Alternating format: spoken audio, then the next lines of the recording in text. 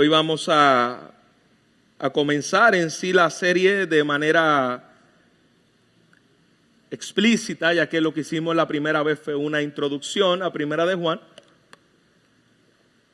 donde Juan estábamos viendo la razón por la cual Juan escribe esta carta. Y vimos que la razón por la cual Juan escribe esta carta era para animar a los creyentes y poder evaluar dónde estaba su corazón, dónde estaba su vida delante de Dios, si realmente había salvación o no había salvación. De manera que hoy estaremos viendo los primeros 4 versículos de Primera de Juan, donde vamos a comenzar a desenvolver lo que Juan entra de plano a decirnos en esta carta.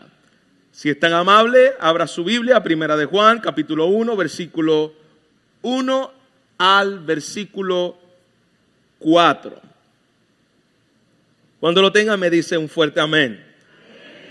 Dice la palabra del Señor: lo que era del principio, lo que hemos oído, lo que hemos visto con nuestros ojos, lo que hemos contemplado y palparon nuestras manos tocante al verbo de la vida.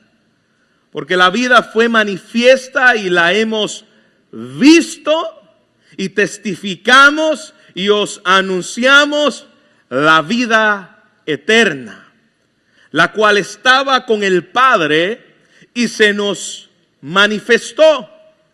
Lo que hemos visto, otra vez, y oído, eso os anunciamos, para que también vosotros tengáis comunión con nosotros.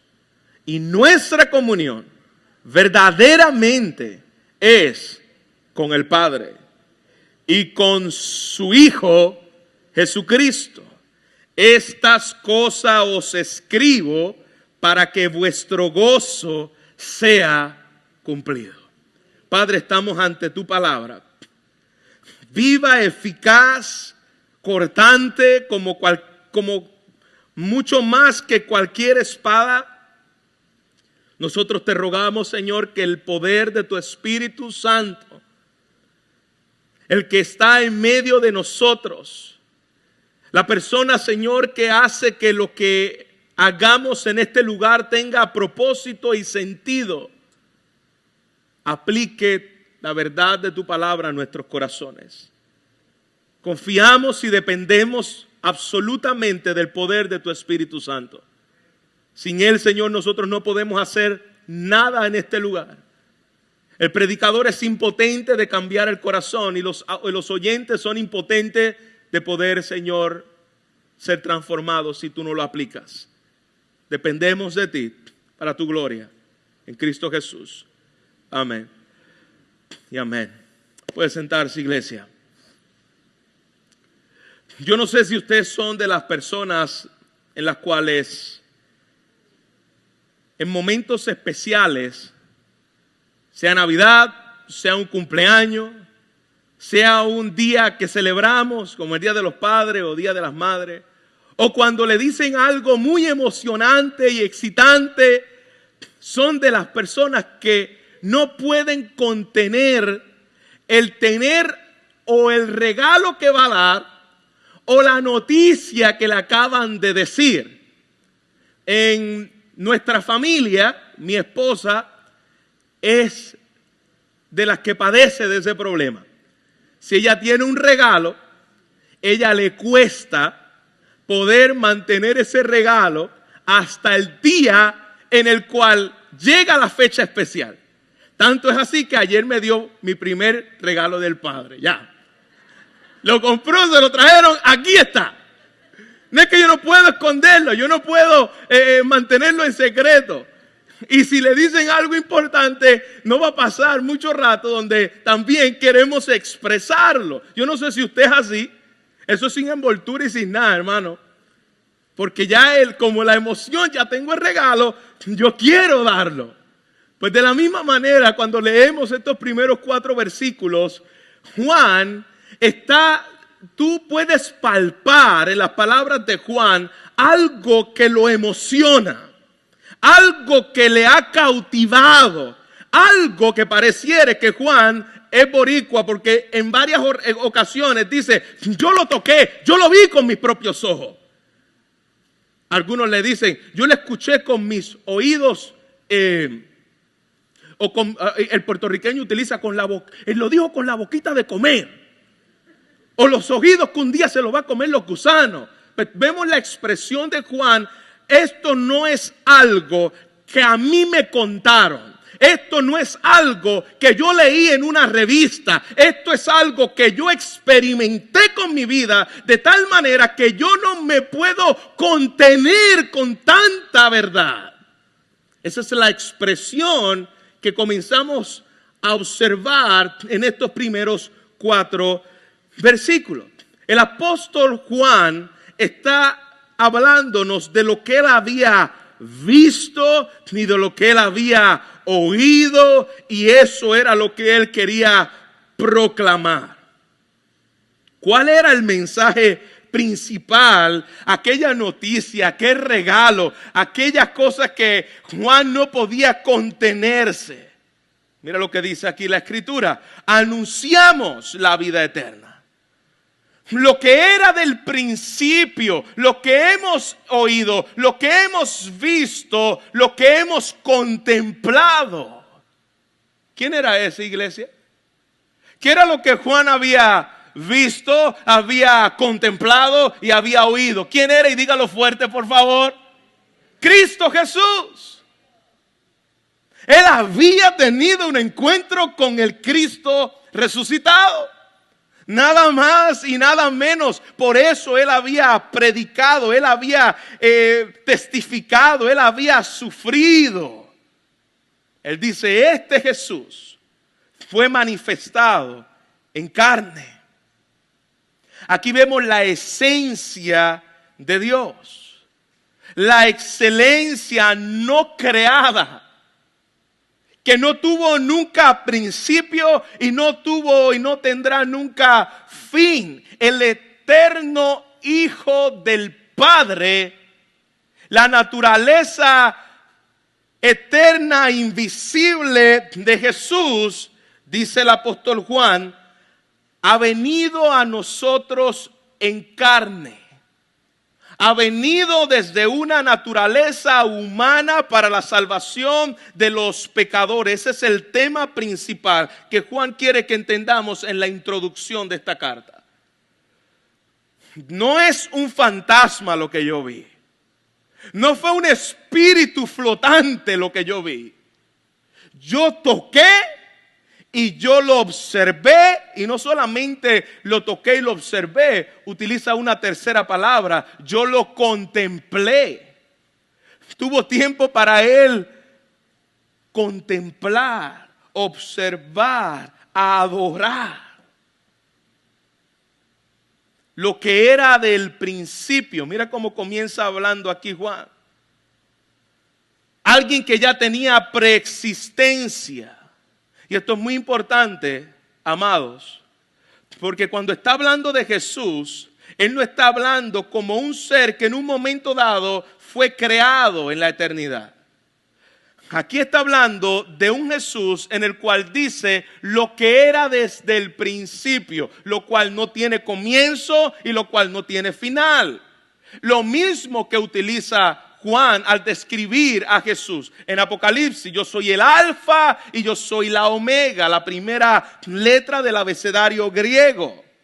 Alfa, y para lo que nosotros es Z, viene siendo como en el vocabulario griego la omega. Alguien que ya tenía una existencia, si se le puede llamar a la palabra existencia. Porque cuando hablamos de Dios, no podemos hablar de algo que existe, sino es algo que es. Nosotros existimos porque en un momento dado nos crearon. Dios no existe. Dios es. Siempre ha sido. Siempre ha estado. No tuvo un inicio. Él es el eterno. Es el nombre que utiliza precisamente el tetragramatón, el nombre de Yahweh. Es un nombre que no tiene aún pronunciación dentro de los hebreos, porque es algo tan profundo que no puede pronunciarse por sus labios. Algunos conocidos como el Elohim, el Dios de la eternidad, el que siempre ha sido, en la misma palabra del Yahweh, que cuando le preguntaron a Jesús quién era, Él dijo, yo soy. Él no dijo, yo era, yo soy, yo siempre he existido. No tuve un inicio, yo siempre he existido. Cristo ya existía desde antes de la fundación del mundo. Cristo viene y se encarna en un cuerpo humano, pero Cristo ya existía desde la eternidad. Jesús no comenzó a existir en su encarnación. Jesús ya existía antes de la encarnación. Lo que hizo Jesús fue tomar entonces un cuerpo humano, que es el primer punto de este sermón. Juan quiere entender que el mensaje que él está escribiendo es un mensaje apostólico. Nosotros tenemos un mensaje y ese mensaje no proviene a través de experiencias que Juan tuvo. No viene a través de sueños y visiones que Juan tuvo.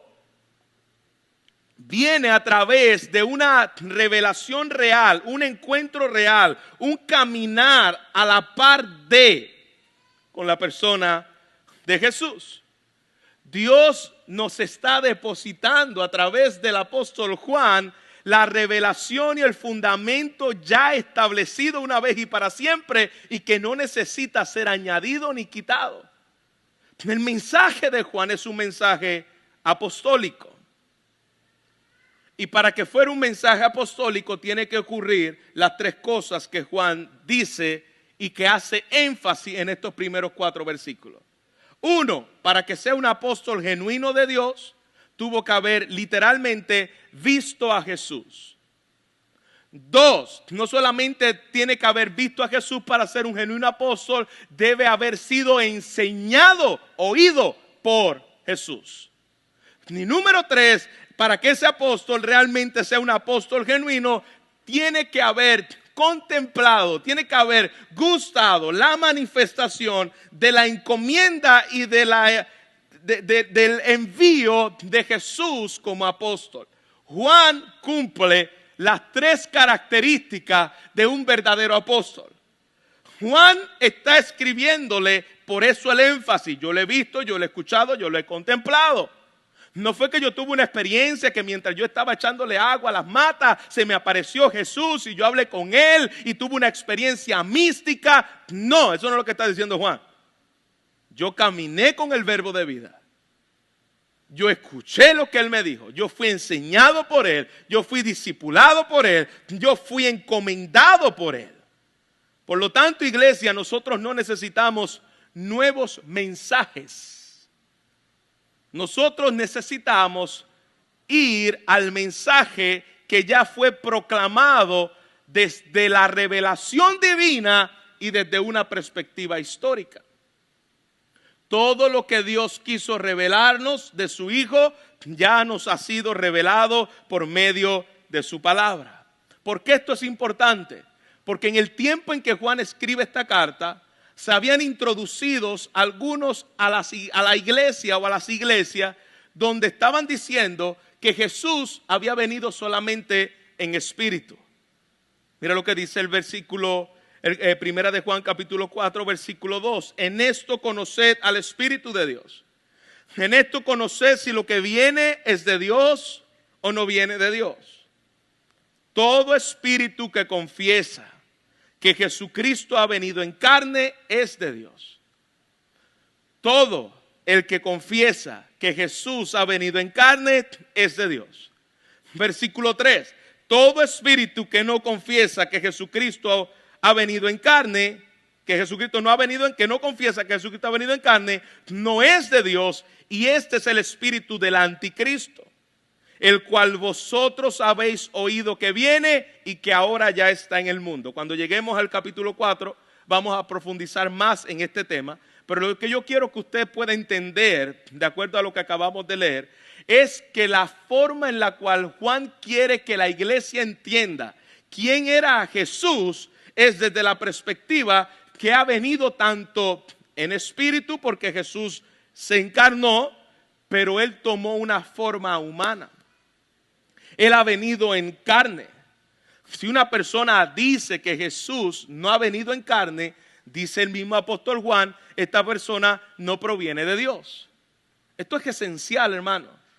Nosotros podemos tener diferencias de que si Cristo puede venir en 20 años, en 100 años, de que si viene antes de la tribulación, después de la tribulación. Podemos tener diferencias en eso. De que si ahora puede venir en la semana que viene, porque ya Israel entró en conflicto con Gaza y comenzamos todo este tipo de especulaciones escatológicas que se da dentro del mundo evangélico. Ok, podemos diferir, podemos debatir, podemos hablar sobre eso y no hay mucho problema. Podemos tener algunas diferencias en cuanto a la aplicación de los dones del Espíritu para el tiempo presente. Claro que sí. Podemos debatir, podemos discutir en el buen sentido de la palabra, pero todavía podemos caminar juntos en la fe.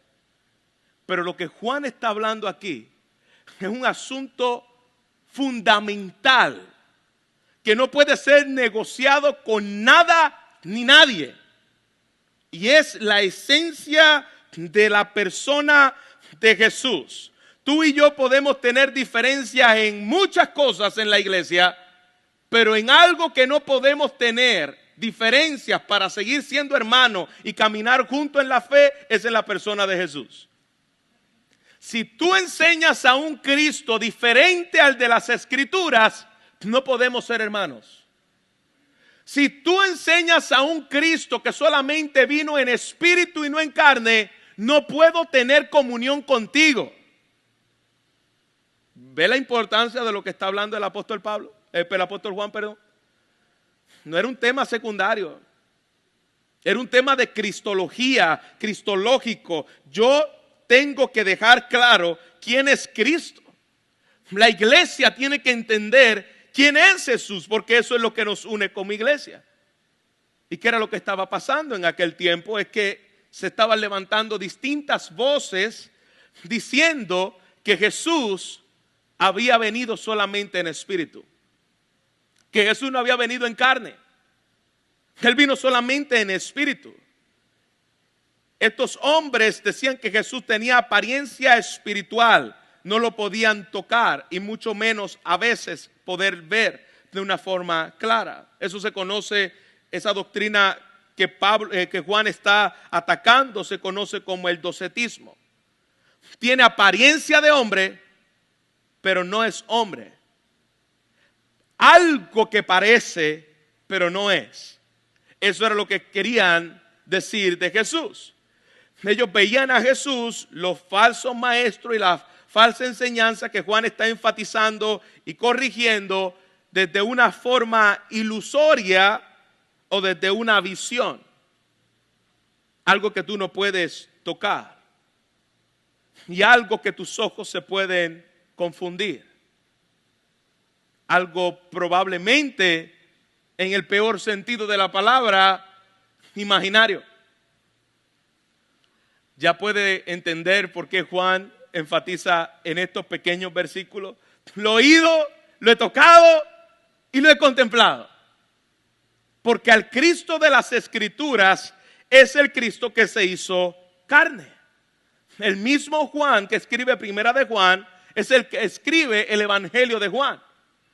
Y en el Evangelio de Juan, en el capítulo 1, versículo 2, tomado de Génesis capítulo 1, versículo 1, Juan comienza de la misma forma que Génesis comienza.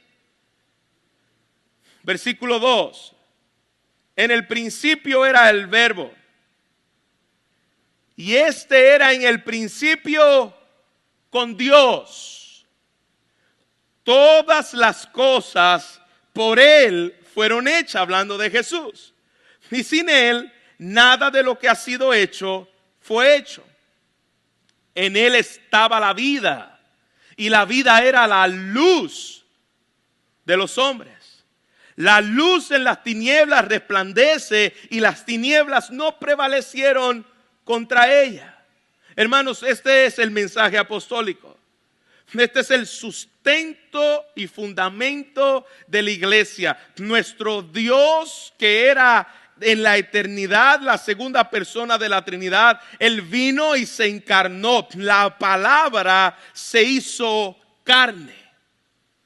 La exégesis de Dios es Jesús. Él vino a revelar lo que es Dios mismo. ¿A través de qué? A través de su encarnación. Lo que era en el principio. Ese es el mensaje apostólico. Mensaje que no debemos negociar. Mensaje que debemos dejar claro como la Escritura lo ha establecido y no estar buscando mayor revelación, falsa revelación en cualquier otro lugar que no sea lo que la palabra de Dios ha establecido. El mismo Juan en el capítulo 17, versículo 20, él dice: más, no ruego solamente por estos. Mira cómo Juan habla de Jesús diciéndole a los discípulos: yo no ruego solamente por estos que están acá o por los que están escuchando el mensaje hoy, sino que también ruego por los que han de creer por mí, por la palabra de ellos. La pregunta que yo quiero hacerle es: ¿quiénes son esos ellos? ¿De quién está hablando ahí? Ustedes no solamente, yo no ruego para que crean los que están en el tiempo presente que Juan estaba viviendo, sino yo ruego para los que han de creer por la palabra de ellos. ¿Quiénes son esos ellos, iglesia? Los apóstoles.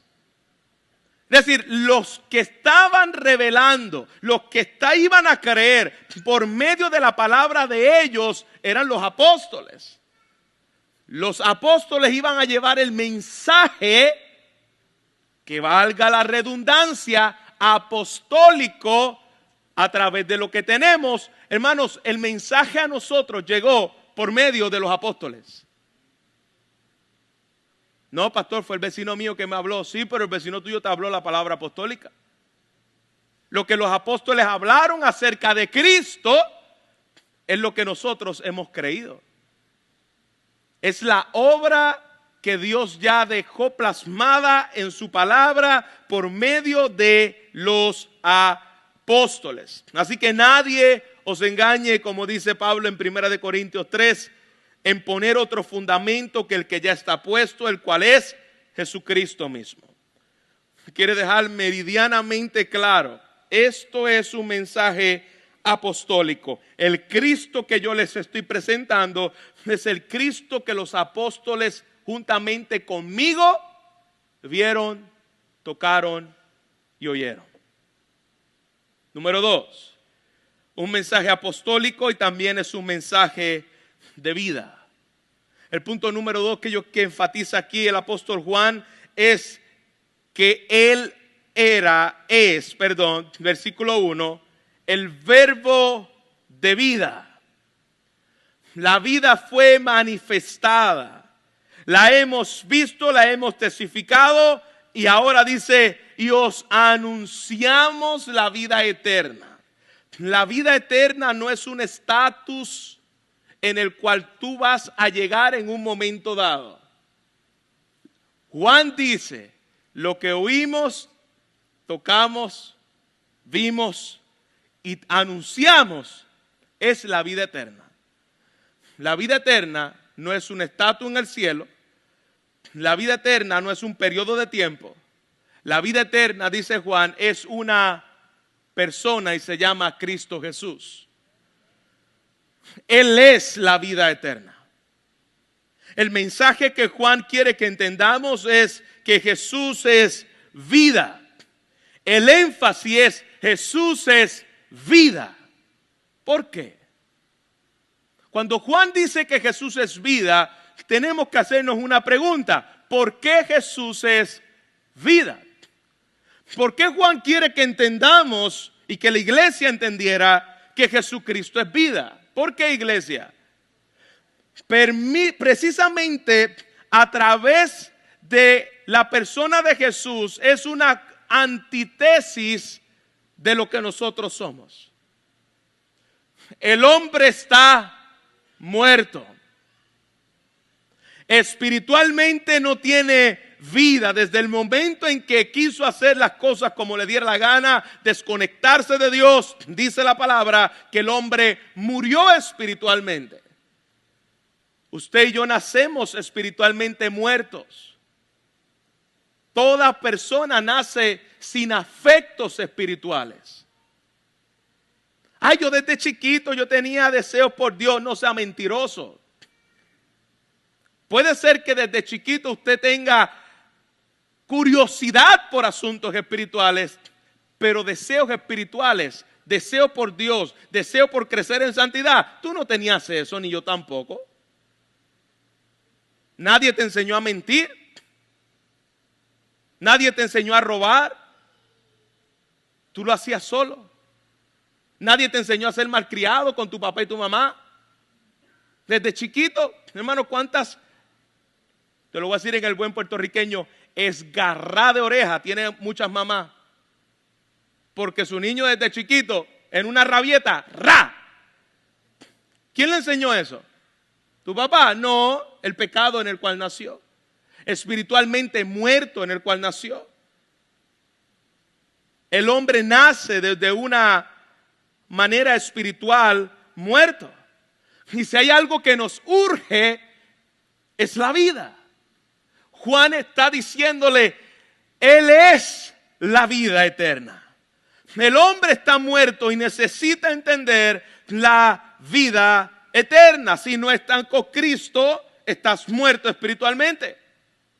Estás bajo condenación espiritual, de manera espiritual. Dios está airado con el pecador.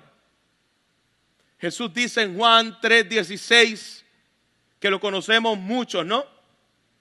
Está aún en el estado de Utah hay un lugar que venden hamburger que se llama In-N-Out, y en las papas o en la envoltura del hamburger, ahí está Juan 3:16. Ellos son cristianos. Va a Chick-fil-A y también ahí encuentra Juan 3:16. Va a los tenis de un jugador y allí también ve Juan 3:16. Va a un juego de fútbol y hay una pancarta que dice Juan 3:16. Un versículo muy trillado, muy conocido. De tal manera amó Dios al mundo que nos ha dado a su Hijo para que todo aquel que en Él no crea, dice, cree, tenga vida eterna. Ok. Pero hay un Juan 3:36 también. Y el Juan 3:36 no lo queremos poner ni en las papitas ni en los tenis. Jesús dijo, yo soy la vida. El que cree en el Hijo tiene vida eterna. ¿Tú has creído en el Hijo, amado? Tú tienes la vida eterna. La vida eterna no es algo que tú estás luchando para ganarte. Es una persona que vino a vivir en ti. Tienes la vida eterna. Todo el que cree en el Hijo ya la tiene. No está buscándola. Ya la tiene. Ahora, pero el que no cree, dice la Escritura, pero el que no cree está bajo la ira de Dios. Está bajo condenación. Juan capítulo 5, versículo 21, porque como el Padre levanta a los muertos y les da vida, así también el Hijo a los que quiere da vida. Versículo 26, Juan 5, 26, porque como el Padre tiene vida en sí mismo, así también ha dado al Hijo el tener vida en sí mismo. O tú estás vivo o tú estás muerto. O tú estás bajo condenación o tú estás bajo la salvación. El mensaje que Juan quiere que entendamos es: Jesús es el dador de la vida, es la vida en sí mismo, y fuera de Él no hay vida. Fuera de Él estás muerto.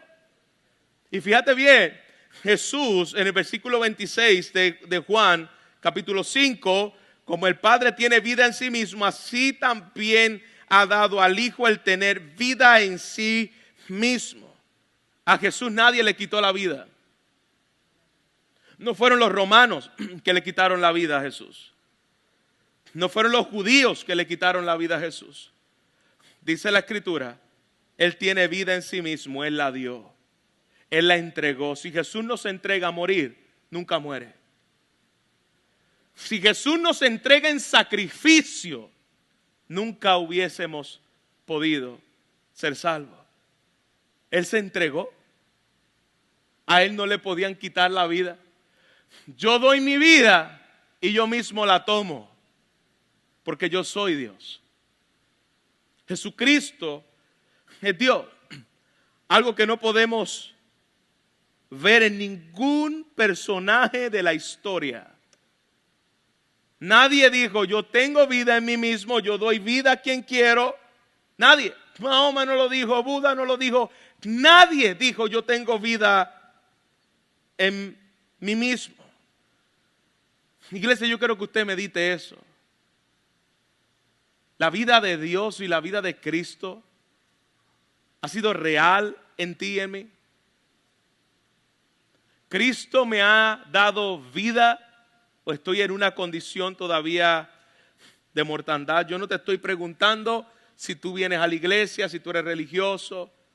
Yo te estoy preguntando, ¿la vida de Dios está en ti? ¿La vida de Jesús es evidente en tu vida? Porque ese es tu mayor problema. Tu mayor problema no es tu matrimonio, tu mayor problema no es tus deudas, tu mayor problema no es tu salud. Tu mayor problema es que tú estás muerto espiritualmente y tú necesitas la vida de Jesucristo. Porque te puedes ir muerto espiritualmente bajo condenación con un buen matrimonio y con una buena cuenta de banco y con una buena salud, pero muerto espiritualmente. Tu mayor problema se llama que necesitas vida. Jesucristo es el verbo de vida. Ese es tu mayor problema. El que en Él cree, esa es tu mayor solución también. El que en Él cree, el que cree en el Hijo tiene vida eterna. Juan 3:36. Pero el que rehúsa creer en el Hijo no verá la vida, no la tiene y nunca la verá, sino que la ira de Dios está sobre él. Este es el mensaje que tampoco, el Juan 3:36 que nadie quiere hablar. Él nos da vida y Él vino a morir para darnos vida, amén. Pero la razón por la cual Él vino a darnos vida es porque tú estás muerto. La razón por la cual Él vino a darnos vida es porque tú estás bajo condenación. Él vino a darte vida porque la ira de Dios está sobre ti y estarás bajo la eternidad bajo Él. Pero la buena noticia es que Jesucristo es vida. Algo urgente y verdadero que tú y yo debemos entender. Si tú sales de aquí entendiendo que tu mayor problema es un problema de muerte espiritual y que la solución a ese problema está en que Jesucristo, el eterno Hijo de Dios, la vida encarnada, vino y se hizo hombre para vivir la vida perfecta por mí, tomar mi lugar en la cruz, resucitar en mi lugar, presentarse al Padre en mi lugar. Hermano, usted debe salir de este lugar con gozo esta mañana. Jesucristo no vino a darte una vida de felicidad aquí en la tierra. ¿Usted lo sabía? Jesucristo no dijo, yo vine a darte salud aquí en la tierra. No dijo eso. Jesucristo no dijo, yo vine a darte prosperidad aquí en la tierra. No dijo eso. Jesucristo no dijo, yo vine a darte una vida cómoda, de confort aquí en la tierra. No dijo eso. Por lo tanto, si no lo dijo, no busque a Jesús para eso. Jesús dijo, yo vine a darte vida eterna. La vida de Él, porque estás muerto. Tu mayor problema es tu mortandad y Él vino a darte vida eterna. Ay, yo tengo, algunos dicen, yo estoy como, ¿tú has escuchado gente que dice que está enojada con Dios? Ese es el chiste más grande del mundo. Yo estoy ofendido con Dios porque no hizo lo que yo quería que Él hiciera. Él prometió sanarme y no me ha sanado. Él prometió resolverme mi problema familiar y no me lo ha resuelto. Él prometió bendecirme y no me ha bendecido. ¿Dónde Él prometió eso? ¿Dónde? ¿Dónde Él prometió que en esta vida tú tendrías felicidad y salud? ¿Dónde? Eso me lo dijo el apóstol Juan Pelo de Caña de la iglesia La Trompeta Final de la Victoria Futura. Pero no te lo dijo Jesús. Jesús vino a darte vida eterna. Si tú estás en Cristo, sea en enfermedad o en salud, tengo vida eterna. Sea en prosperidad o en pobreza, tengo vida eterna. Sea en un matrimonio gozoso o con conflicto, tengo vida eterna. Eso es lo que Él me ha prometido. Él me ha dado a su Hijo para que la vida de su Hijo pueda vivir a través de mí. No para que yo viva un cristianismo para Jesús. Eso es religión. Es para que Cristo viva a través de mí. Eso es cristianismo. Pablo dijo, ya no vivo, vive Cristo en mí. Lo que vivo en la carne, yo lo vivo en la fe del Hijo de Dios, pero es Cristo que vive en mí. Pablo no estaba tratando de vivir la vida cristiana agradando a Dios en base a su vida cristiana. Pablo sabía que la vida cristiana no podía ser fuera de que Cristo viviera dentro de él. Eso es cristianismo 101. Lo demás es religión barata. Cristianismo 101, Cristo viene a morar en el creyente y ahora lo que vivimos es Cristo por medio de nosotros. Yo no estoy tratando de agradar a Dios para yo poder caminar una vida cristiana exitosa. Yo estoy viviendo a través de la vida de Cristo en mí que se me metió adentro. Eso es cristianismo. Tristemente, eso no es lo que nosotros vemos y esas son muchas desilusiones de gente que llega a la iglesia con metas, anhelos totalmente carnales que no provienen de las promesas de Dios y ponen a Jesús como una oferta de vida, como te venden un seguro de vida o te venden un seguro del carro o aquellas cosas extras que te quieren vender. Jesús no es eso, hermanos. Jesús vino a darte vida. Jesús no vino a complacer nuestros caprichos. Jesús no es una opción. Jesús no es una alternativa. Jesús es todo o es nada en tu vida. No es una alternativa de vida. Juan capítulo 10. Es el mismo Juan que escribió Primera de Juan. Mira cómo él continuamente habla de la vida de Jesús. El ladrón no viene sino para hurtar y matar y destruir. Pero yo he venido para que tengan vida y vida en abundancia. ¿Tú sabes cómo hemos interpretado este versículo? Jesús quiere que tú tengas vida y una vida abundante. Es decir, que todo te vaya bien en la vida, que tú seas feliz, próspero y sin enfermedad. Esa no es la abundancia que habla ahí. ¿Tú sabes la abundancia que habla Jesús? El ladrón solamente viene a destruir, a robar y matar. Ese ladrón está hablándole de los fariseos. Los fariseos estaban dañando al pueblo, estaban robando la vida de Dios en el pueblo.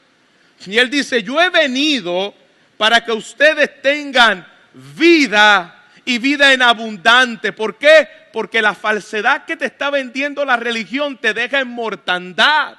No hay una vida genuina. Yo he venido para que tengan vida y vida de verdad. Es la vida de Dios en medio de nosotros. ¿Por qué, pastor, necesito tener vida? Podemos concluir este punto porque el hombre está muerto. Pastor, tiene un estudio, tiene tremenda casa, tiene tremenda profesión, tiene tremenda esposa, tiene tremenda familia. Qué bueno. Pero te pregunto, ¿tiene vida eterna? Porque puedes tener todas estas cosas y parecer una persona viva, se ve bien, viste bien, tiene buen olor, pero realmente tiene vida eterna. Porque mientras va caminando, esa persona que puede parecer exitosa a los ojos de los hombres, huele a muerte. Porque está muerto espiritualmente. Por último, punto número 3. ¿Cuál es el resultado de este mensaje? El resultado del mensaje apostólico de vida, mensaje vivificante de Juan. ¿Cuál es el resultado? Versículo 3. Lo que hemos visto y oído, eso os anunciamos para que también vosotros tengáis comunión con nosotros, y nuestra comunión verdaderamente es con el Padre y con su Hijo Jesucristo. ¿Cuál es el propósito del mensaje de Juan? El mensaje es para que podamos tener comunión con Dios. Si tú no tienes claro quién es Cristo, si tú no tienes una teología clara de Jesús, tú no puedes tener comunión con Dios. La única manera de tú poder tener comunión, que viene de una palabra compuesta común, unión, una unión común con Dios, íntima, es que tú entiendas quién es Jesús. Fuera de ahí tú no puedes tener comunión con Dios. Si tú no sabes quién es Cristo, no puedes tener comunión con Dios. Y Juan le está diciendo, yo les escribo esto para que ustedes tengan comunión con Dios y comunión entre ustedes. Es importante, iglesia. El único que dijo yo soy la puerta y el que por mí entrare, que precisamente Juan lo escribe hablando de Jesús o escribiendo acerca de lo que Jesús dijo. El que por mí entrare encontrará pasto. El que dijo yo soy la vida, yo soy el camino y no hay salvación fuera de mí, porque no hay otro nombre dado a los hombres en los cuales los hombres podamos ser salvos. Por medio de él tenemos la entrada al Padre, tenemos la comunión al Padre. No puede haber comunión con Dios si no es a través de la persona de Jesús, porque solo en Jesús hay salvación. Yo sé que esto puede sonar repetitivo dentro de la predicación, pero hermano, debemos entenderlo claro, y más en el tiempo presente en el cual nos ha tocado vivir. Solo en Jesús hay salvación. No hay salvación en ningún otro medio, en ningún otro intercesor, en ningún otro profeta, en ningún otro iluminado. No hay salvación fuera de Jesús. Hay un solo camino al Padre. Hay un dicho por ahí que dice que todos los caminos llevan a Roma, ¿verdad? Y todos los caminos a Roma llevan al infierno. Hay un solo camino que te lleva a la vida y se llama Jesucristo. Nadie más. Mahoma no te puede dar vida, Buda no te puede dar vida, las religiones del mundo no te pueden dar vida. La única forma de tener comunión con Dios es con Jesús. Y no solamente habla de comunión con Dios, sino que termina este versículo hablando que el que tiene comunión con Dios va a manifestar la comunión con sus hermanos. ¿Cómo tú sabes que tiene comunión con Dios? Porque tiene comunión con tus hermanos. Y dice, yo les escribo esto para que tengan comunión con Dios y tengan comunión con los otros. Pastor, ¿quiénes son nuestros verdaderos hermanos? Los bautistas, los presbiterianos, los pentecostales. ¿Quiénes son nuestros verdaderos hermanos? Nuestros verdaderos hermanos no es los bautistas, no son los presbiterianos. Es quien entiende quién es Jesús. Quien ha confiado y ha depositado su fe en el Cristo de las Escrituras. ¿Por qué digo esto, hermano? Porque no todos los bautistas son salvos. ¿Usted lo sabía? No todos los presbiterianos han tenido la revelación del Hijo. Esto no es un asunto de una revelación denominacional. Esto es una confesión cristológica. Hay un montón de bautistas perdidos que no conocen a Jesús y están dentro de la membresía bautista o está dentro de la membresía presbiteriana. No es un asunto de élite convencional o denominacional de asamblea, es un asunto de la revelación del Hijo. quién es Jesús. Dice el pastor John Piper, cuando Juan quiere cultivar la comunión con los hermanos, le escribe una carta teológica, primera de Juan. Tú quieres tener una buena comunión con los hermanos, tú tienes que tener una buena comunión con el Padre. Y para tener una buena comunión con el Padre, tú tienes que tener un entendimiento claro de quién es la persona de Jesús. Sin eso, solamente podemos tener jolgorio en las iglesias, pero no comunión. Hay un montón de iglesias que tienen jolgorio, que tienen fiesta, que tienen compañerismo, que tienen comida, pero no tienen comunión con el Padre y no tienen comunión los unos por los otros porque no conocen a Jesús. Esto es más, comunión es más que festejo. ¿Podemos tener comida? Claro que sí, hermano. No tenga duda en invitarme a comer a su casa, ¿ok? No tenga la más mínima duda de invitarme a comer. Pero para que tú y yo podamos tener comunión, tú necesitas conocer al Cristo de las Escrituras. Porque la base de nuestra común unión está en la persona de Jesús. Aunque el sancocho esté rico, necesitamos conocer a Cristo Jesús. Continúo la cita, cuando Pablo quiere cultivar una comunión que lo apoyara para un viaje misionero, le escribe una carta teológica a los romanos llena de teología. Lo que debe unirnos es la cristología, sobre todo, entender quién es Cristo y lo que Cristo hizo. Eso es lo que a ti y a mí nos hace hermano en la fe.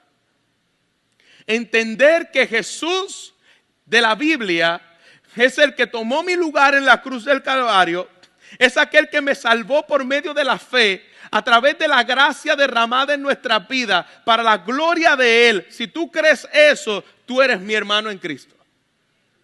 Hay un himno antiguo, ¿no?, que decía, no importa la iglesia que vaya, si detrás del Calvario tú estás. Y ahí está el punto.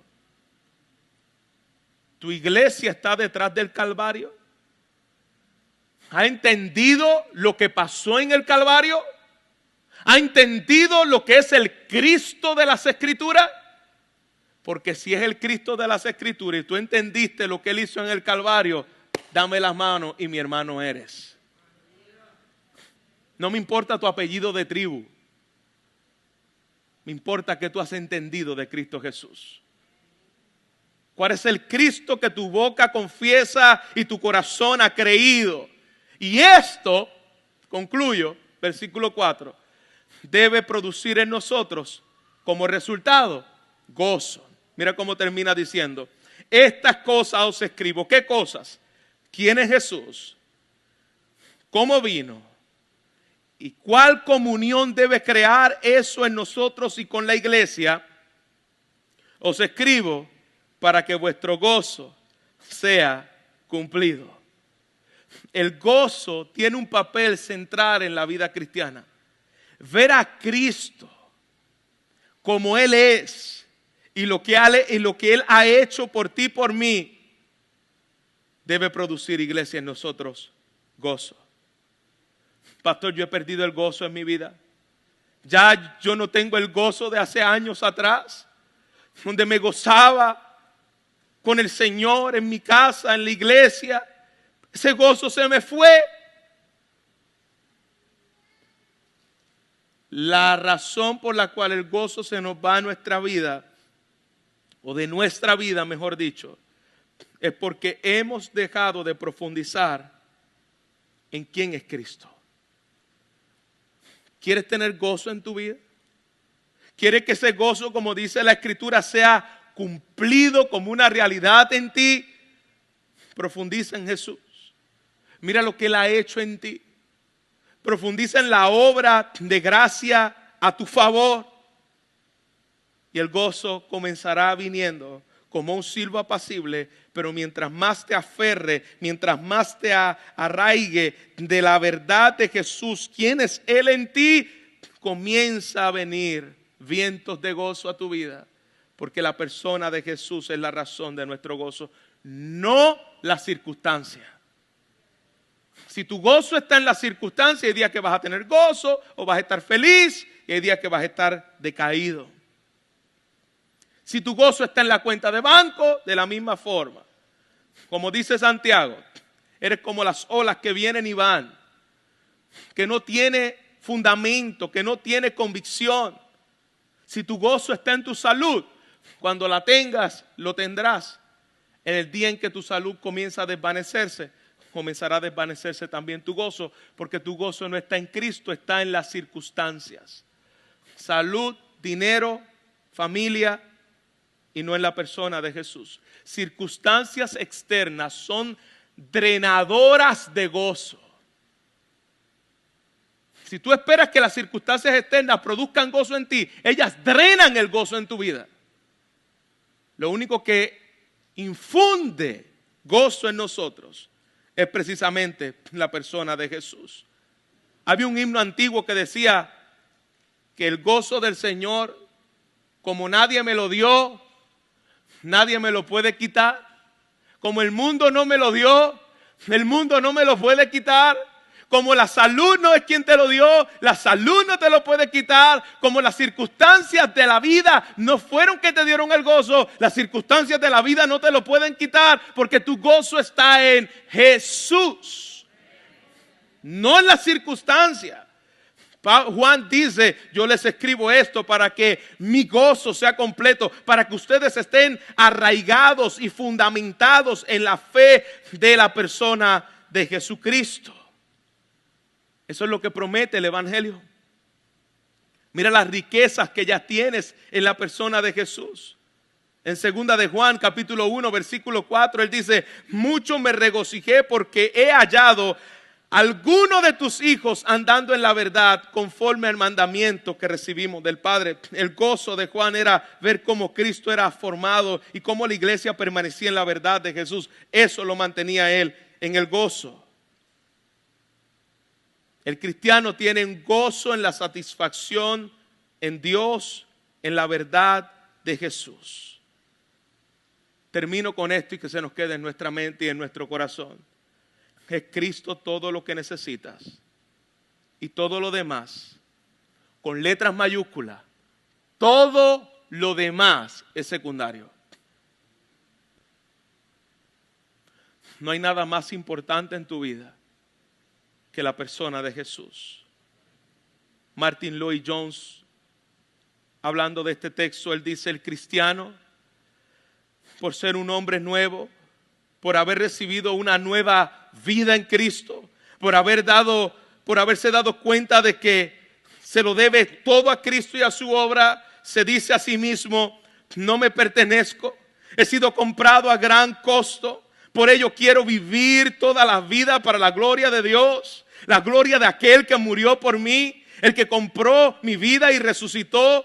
Por esto deseo entregarlo todo en cuerpo, alma, espíritu a Cristo. La característica general, termina la cita, del cristiano es que su vida debería ser dirigida y todo pensamiento debe ser dirigido al cielo. Pensamientos del cielo y de la vida venidera. Gozaos y alegraos, porque vuestro galardón es grande en los cielos. ¿Quieres gozo? No lo vas a encontrar en ningún otro lugar que el único que dijo, yo soy la vida eterna. Jesús dijo, gozaos y alegraos, porque vuestro galardón no es grande aquí en la tierra, vuestro galardón es grande en los cielos. Ese fue el secreto de los hombres de Dios del pasado. Ese fue el secreto del listado de hombres del capítulo 11 de los héroes de la fe en Hebreos. Ese fue el secreto de los mártires al morir, siendo quemados, torturados, comidos por fieras salvajes. Ese fue el secreto de los cristianos de antaño. Su gozo estaba en Jesús. Su gozo estaba en quién era Él y podían alegrarse incluso aún de dar su vida por Él. Porque al final, cuando termina su vida, lo mejor que iba a suceder es que iban a poder ver y tocar al Cristo que tanto anhelaba. Iglesia, que Dios nos ponga ese sentir y que podamos anhelar por encima de todo lo eterno en Cristo Jesús. Y que la vida presente la miremos a través de los lentes de Jesús. Gózate y alégrate, porque tu galardón, si es así, es grande en los cielos. Padre, gracias por tu palabra. Gracias porque ella es viva, gracias porque ella es eficaz. Gracias porque tú nos has dado vida en tu Hijo. Gracias, Señor, porque al terminar estos versículos nos damos cuenta cuán vana es la esperanza que muchas veces hemos depositado en cosas que no tienen vida. Cosas que están por naturaleza muertas. Ha sido el lugar de nuestro gozo. Por lo tanto, Señor, nuestro gozo está muerto porque nuestra esperanza está en lugares muertos. Aviva el gozo de tu iglesia en la persona de Jesús. El Cristo vivificante es lo que Juan quería que la iglesia entendiera. Y el Cristo vivificante, Señor, que da vida a un pueblo que ha sido adormecido, es lo que nosotros queremos que tú hagas en medio de nosotros. Que el poder de la vida de Jesús nos dé la esperanza de que mientras caminamos en este valle de sombra y de muerte, no vamos a temer mal alguno, porque el dador de la vida está con nosotros, porque nos ha dado vida en Cristo. Y Padre, si hubiera una persona en este lugar que todavía está muerta espiritualmente, que todavía no ha podido palpar, ver, contemplar a través del anuncio de esta mañana de tu Hijo Jesús, arrepintiéndose de sus pecados y poniendo su confianza en tu Hijo, el Dios eterno que se encarnó y que vivió la vida perfecta por mí, porque la mía era pecadora e imperfecta, pueda correr, Señor, a ti en arrepentimiento y fe y descansar en que Jesucristo es suficiente para su salvación. Y que pueda salir de este lugar, Señor, que haya llegado en mortandad y pueda salir en esta mañana con la vida de Jesús en él. Que pueda creer en ti. Si hubiera alguien en este lugar que no ha creído en el Señor Jesucristo, que no ha sido revelado en su vida y que todavía está en muerte espiritual, cree en el Señor Jesucristo y será salvo. La vida de Jesús viniendo a ti. Cree ahí donde estás y arrepiéntete ahí donde estás. Y que el Jesús de vida te levante de entre los muertos.